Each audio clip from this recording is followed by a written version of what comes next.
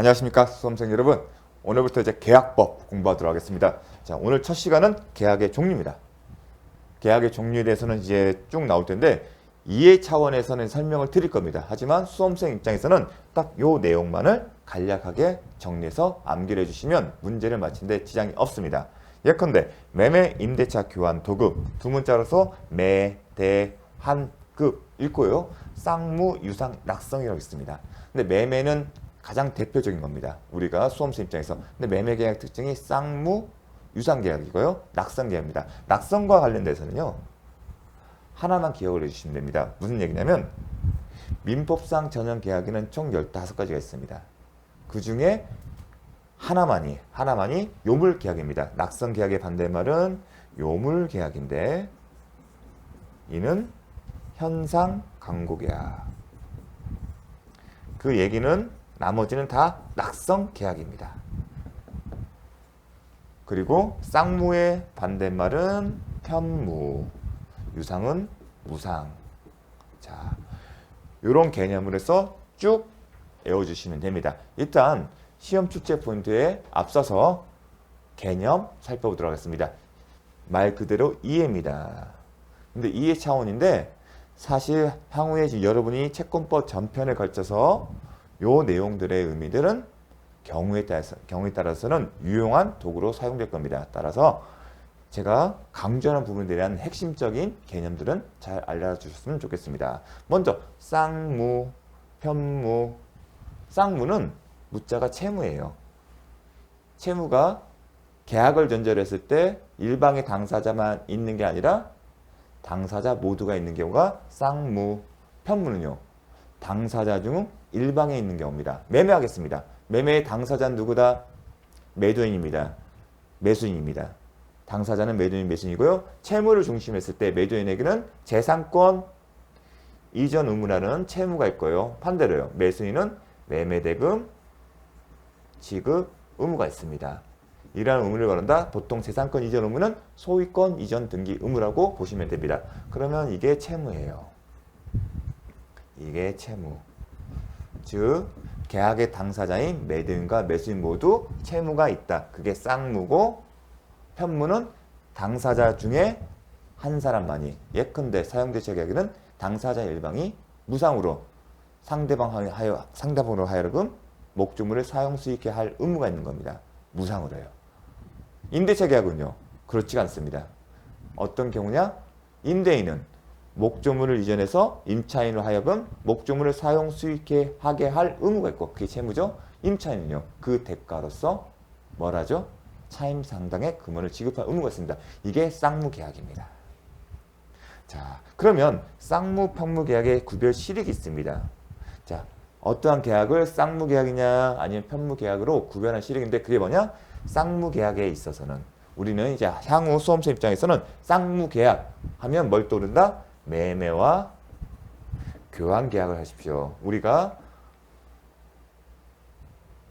여러분이 향후에 편무 계약과 관련해서는 수험생 입장에서는 배우실 게 없습니다. 우리는 쌍무 계약 중에서도 수험생 입장에서는 매매 교환. 그러면 매매 교환이 쌍무 계약이다. 이렇게 머릿속에 기억을 해주십시오. 그러면 어떤 특징이냐? 동시 이행의 항벽권과 이원 부담의 문제가 있다. 그래서 시험에 잘 나옵니다. 아, 쌍무 계약. 단순히 쌍무 계약의 동시 이행 항변권, 이원 부담 문제 있다. 그렇게 시험 출제가 되지 않습니다. 지문에서는 매매 계약 아니면 교환 계약이라는 타이틀을 두고 이 계약들은 쌍무 계약이라는 것을 안다는 전제에서 관련 문제를 냅니다. 편무 계약에는 동시 항변권과 이원 부담의 문제가 생기지 않습니다. 자, 쌍무, 편무 계약은 계약의 효과로서 자, 그럼 쌍무, 편무를 구별하는 방법이 뭘까? 그겁니다. 자, 법률행위를 했다. 그 법률행위는 대표적인 게 계약이고 상대방이 있는 단독이 있는데 지금 배우는 것은 계약입니다. 계약을 전제로 했을 때 그 계약이 성립되고 효력을 발생하면 권리 의무 관계가 형성된다. 그래서 그 권리가 뭔지 아니 그 의무가 뭔지 그리고 권리 의무는 동전의 양면입니다.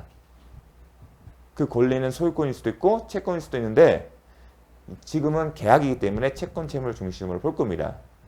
그러한 효과로서 발생하는 뭐다? 채권 관계말을 살피요.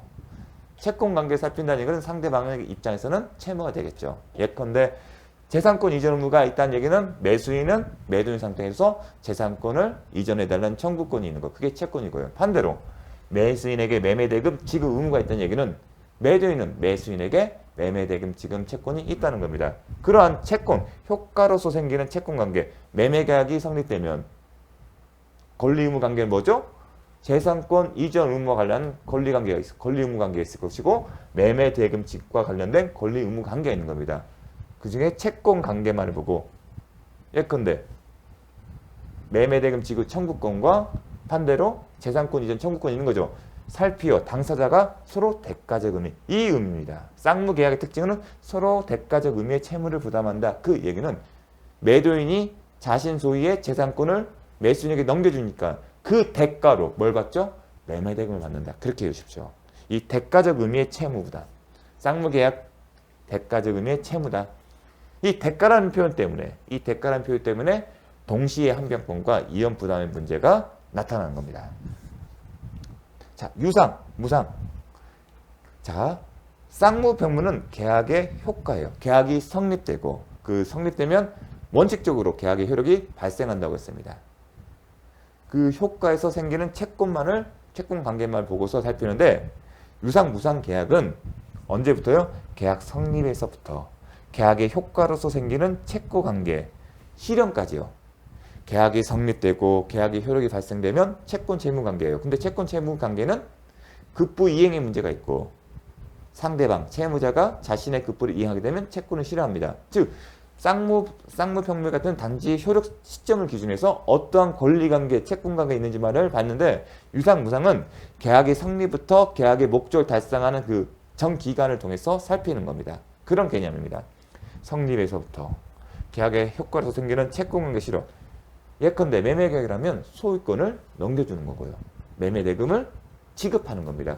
그런 실현에 이르기까지의 모든 과정을 살피어 당사자가 똑같은 대가적인 의미의 출연을 하는 겁니다. 예컨대 매매계약이라면 매매대금 지급을 받으니까 그 대가적 의미의 출연행위로서 뭐예요? 재산을 출연하는 겁니다. 자신의 재산권을 넘겨주는 거고요. 매수인은 상대방으로부터 재산권 이전받기 때문에 그의 대가적인 관계로 자신의 재산인 매매대금을 지급합니다. 그런 의미인 겁니다. 결국은 대가적인 의미의 출현. 유상계약은 대표적인 게 뭐죠? 매매계약, 교환계약입니다. 뭐라고요? 매매계약, 교환계약. 결국은 매매계약, 교환계약은 수험생 입장에서 반드시 잘 아셔야 하는 겁니다. 그 매매계약이나 교환계약을 전제로 해서 이연부담의 법리나 아니면 동시에 한명권을 묻는 경우가 대부분입니다. 따라서 그게 쌍무계약이고 유상계약인 점을 기억합니다. 그럼 쌍무계약 같은 경우는 동시에 항변권과 이연부담의 문제가 적용된다고 했습니다. 나중에 볼 겁니다. 그럼 유상, 무상에서 구별 실익의 유상계약은 어떤 특징이냐면 매매계약 개편에서 배울 겁니다. 담보책임입니다. 이런 담보책임. 따라서 매매계약의 담보책임의 규정을 준용하고 필요한 경우는 다른 파트에서 다른 유상계약이 교환계약도 유상계약이지 않습니까? 도급계약도 유상계약입니다. 그러한 계약대에 필요한 경우는 준용하고 있습니다.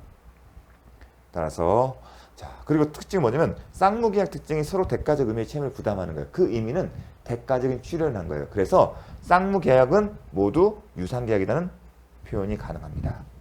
근데 반대로 유상계약은 모두 쌍무계약이다 하면 틀립니다. 왜냐하면 현상광고계약은 편무계약인데 불구하고 유상계약입니다. 근데 편무계약인데 유상계약 계약이 생길 수 있을까? 편무계약과 쌍무계약을 판단하는 기준은 계약의 효력으로 발생하는 채권관계만을 살펴보는 건데 유상무상은 효력 시점만을 놓고 딱 이 순간 놓고 보는 게 아니라 계약의 성립 시부터 계약의 목적을 달성하는 그 기간 동안에 서로 대가적인 의미가 있는 출연을 했는지를 보고 살펴봅니다. 그래서 이런 점 아셨으면 좋겠습니다. 다음, 낙성요물계약은 당사자의 합의만으로 성립하는 계약입니다. 당사자의 합의만으로. 전세금 설정 계약을 계약할 때 우리가 전세금은 전세권 설정 계약의 성립 요소라고 씁니다. 하지만 실제로 전세금을 주어야만이 전세권자가 절세 설정자에게 그 돈을 줘야만이 계약이 성립되는 것은 아닙니다.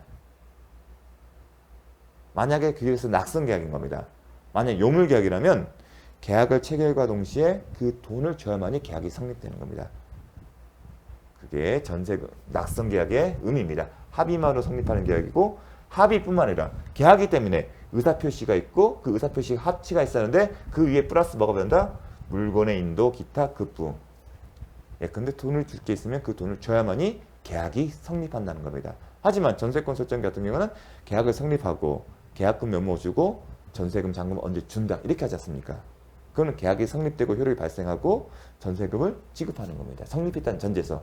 하지만 요물계약은 그러한 금전, 기타, 물건의 급부, 인도 급부가 없으면 아예 성립이 안 됩니다. 성립이 안 되기 때문에 계약 효력 발생도 안 될 거고요. 항상 계약 효력은 성립이 돼야 한다.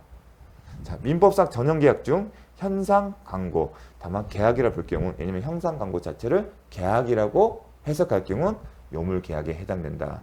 전형계약 중이라고 씁니다. 근데 계약금 계약도 요물계약입니다. 왜 그 얘기를 하냐면 나중에 계약금에 기초해서 일정한 기한 전까지는, 기한이 도래하기 전까지는 일방이 계약을 해지할 수 있는 약정 해적권입니다. 그때 그 계약금 계약에 따라 일방적 계약을 해지하려면 반드시 계약금 계약이 지급되어서 계약금 계약 자체가 성립이 돼야 합니다. 그런 논점이 있기 때문에 미리 말씀드린다. 하지만 전형계약은 아닙니다. 즉 민법전에 대표적으로 나온 계약은 아니라는 겁니다. 그래서 전형계약 중입니다. 현상강고계약은 독특하기 때문에 편무계약이면서 요물계약이기 때문에 살펴볼 필요가 있습니다. 자, 어떤 거냐면 이 사례를 기억하십시오. 광고자 A가 어느 행위를 한 적에 예컨대 잃어버린 개를 찾아주거나 그런 어떤 사례가 있을 겁니다. 일정한 보수를 지급할 의사를 표시하고 잃어버린 잃어낸 개를 찾아주면 100만 원을 주겠습니다. 광고를 해요.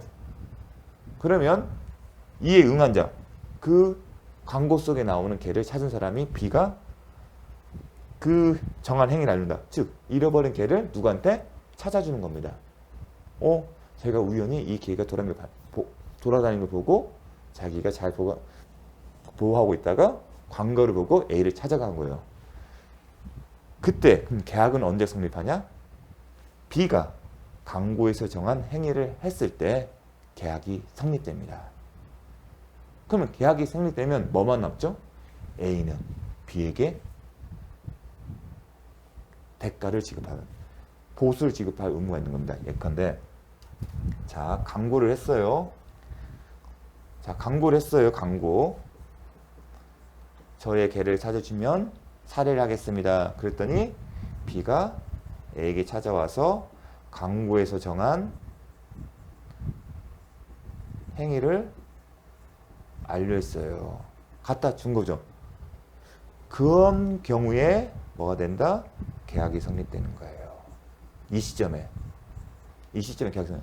어떤 행위를 B가 A가 광고로서 정한 그 내용에 해당되는 행위를 완료해야만이. 그 이게 뭐예요? 잃어버린 개를 갖다 줘야만이 계약이 성립돼요.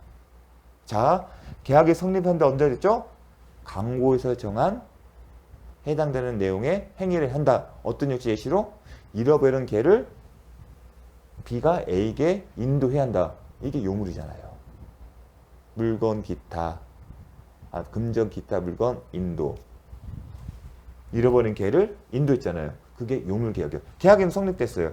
이 계약의 성립에 따라서 효과가 발생되는데 어떤 의무죠? 더 이상 이제 B는 할 거 없어요. 계약은 성립되는데 B가 A에게 부담하는 채무가 있습니까? 없어요. 오직 A가 B에 대한 채무만 존재합니다. 어떤 채무? 사례 보수금 지급의무요. 보수금 지급 의무. 결국 계약이 성립된 이후에 당사자 중 A만이 B에 대해서 보수금을 지급할 의무만 있다. 즉 당사자의 일방이 A에 대해서만 채무가 있고 B에 대해서는 더 이상 채무가 없다는 겁니다. 그러면 당사자 중 일방이 한 사람에 대해서만 채무가 있기 때문에 편무계약이다. 그래서 편무계약, 그 다음에 요물계약 개념이 나오는 겁니다. 그래서 A가 B를 돈을 주면 지급을 하게 되면 계약의 목적은 달성이 될 겁니다. 그럼 유상 무상은 어떻게 나왔죠? 계약의 성립 시점부터 계약의 목적을 달성한 시점까지 서로 대가적 의미가 있는 출연이 있으면 뭐다? 유상계약. 그렇지 않을 경우는 무상계약입니다. 자, A는 B에게 보수금을 지급했습니다. 보수금이라는 이건 자신의 재산을 출연한 겁니다. 출연이 뭐냐면 돈을 줬다. 그렇게 쉽게 생각하시면 됩니다. 아니면 자기 소유의 물건을 줬다. 반면에 B는 뭐였어요? 자기 소유의 물건은 아니지만 잃어버린 개를 찾아줬잖아요.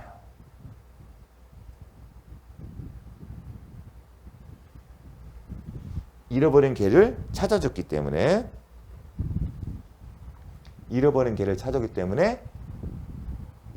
인도해줬잖아요. 그 개와 보수금 사이에서는 서로 대가적 의미. 잃어버린 개를 찾았기 때문에 대가적 의미가 있는 관련 있는 출연행위가 있는 거 아니겠습니까? 대가적인 출연.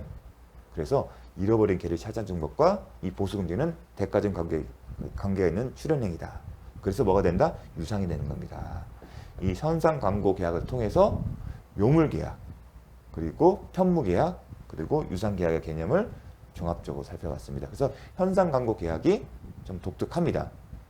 그래서 아까 쌍무계약은 모두 유상계약이든 많습니다. 하지만 유상계약은 모두 쌍무계약이라면 틀립니다. 왜냐면 현상 광고 계약은 편무계약이지만 유상계약에 해당되기 때문에.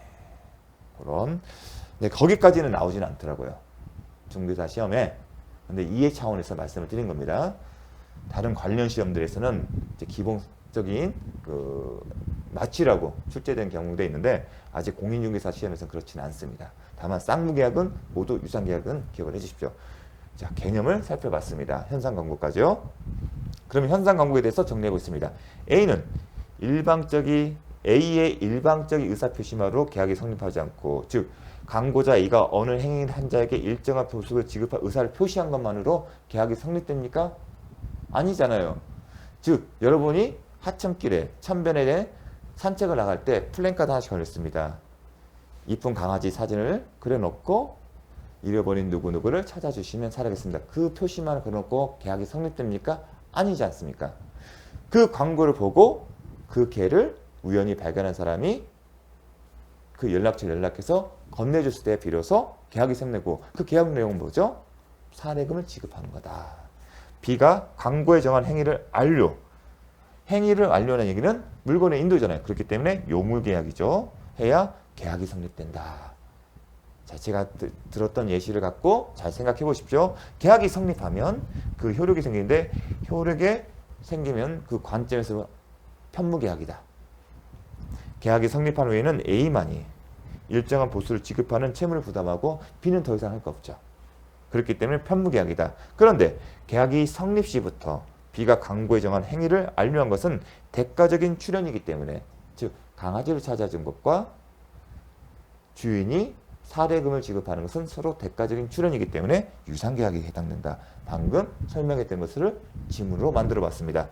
자, 그러면 이해 차원에서 언급했고요. 그러면 수험생 입장에서는 어떻게 외우느냐? 자, 현상 광고는 이렇게 였습니다. 현상 광고 왠지 유편물, 우편물. 현상 광고를 유편물로 한다. 유상, 편무, 물, 요물계약. 여기에 물이 들어야죠. 유편물. 두 문자 표시해서 유상, 편무, 요물계약. 현상 광고는 이걸 하나에 깔아놓고 시작하겠습니다. 그 다음에 뭐 외우냐? 매대항그, 매매계약, 임대차, 교환, 토그. 매매를 기억하십시오. 쌍무, 유상, 낙성. 이제 현상 광고가 요물계약이고 나머지는 낙성계약이니까 낙성계약은 이제 다 모두가 낙성계약이에요. 결국은 쌍무냐 유상냐만 외우시면 되는 거예요. 핵심은. 그래서 매대항그, 매매를 기억하시면 됩니다. 가장 대표적인 게. 그럼 나머지는 사무증. 사무증은 편무, 무상. 당연히 낙성은 공통된 거고요. 이렇게 되면 깔끔하게 암기가 됩니다. 여기서 두 문자 해서 암기를 해주십시오. 자, 그다음 그와 별개로 임대차 계약은 계속적인 계약이다. 계속적 계약. 자, 임대차 계약은 뭐죠? 임대인이 자신 소유의 물건을 상대방을 하여금 사용하게 하고 임차인은 그 사용 대가에서 차임 상당의 금액을 지급합니다. 여러분 월세 같은 거 한 번 주고 끝납니까? 아니잖아요. 정해진 기간, 분기면 분기, 매월이면 매월이면 반복적으로 계속적으로 주는 거 아니지 않습니까? 존속기가 만료 때까지. 그게 계속적 계약이에요. 그래서 임대차 계약은 계속적 계약이다. 교환 계약은요? 교환 계약은 매매 계약 그렇죠. 재산권 이전을 대가적 관계 있는 게 매매 대금이에요. 교환 계약은 양 당사자가 재산권을 서로 이전해 주는 겁니다. 재산권을. 그런데 재산권 이전은 한 번에 끝나는 거죠. 계속 일정 기간 동안 반복해서 하는 게 아니죠. 그래서 교환 계약은 그렇지 않다. 그럼 계속적 계약은 임대차 계약이 대표적인 겁니다. 뭔지 이제 아시겠죠? 반복적으로 무언가를 하는 겁니다. 차임을. 예약은 이제 매매 예약을 배웁니다. 예약이 있으면 이제 본계약이 있는데 예약은 채권 계약이다. 채권 계약의 특징이 뭐죠? 이행이 안류되지 않다. 이 채권 계약 채권 자체는 급부 이행에 문제가 됐다. 그러면 매매 예약이 채권 계약이면 급부 이행이 뭘까? 본 계약을 체결할 의무가 있다. 즉 매매 예약의 경우는 본 계약을 체결할 의무를 채무를 발생시키기 때문에 채권 계약이다. 이렇게 기억을 하십시오. 채권은 급부 이행에 문제가 있다. 그럼 급부가 뭘까? 예약의 경우는 본계약 체결하는 겁니다. 따라서 왜 예약이 채권 계약이냐? 본계약 체결할 채무를 발생시키기 때문에 채권 계약이다. 여기까지가 지금까지 출제된 지문을 정리한 겁니다. 잘 기억해 주십시오. 잠시 쉬었다가 또 살펴보도록 하겠습니다.